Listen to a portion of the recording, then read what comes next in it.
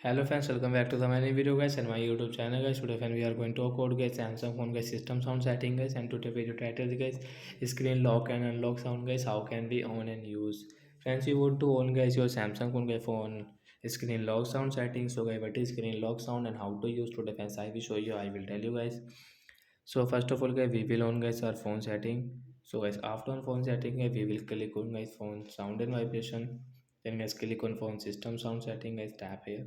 Then at last guys, you can see screen lock and unlock sound guys, we will on from here. After on guys, how can we use. So guys, when we will lock our phone and guys, when we will unlock our phone, so guys the sound will work guys, you can check. So friends, we want to use, so you can lock and guys you can unlock guys your Samsung phone, so you can use this sound setting.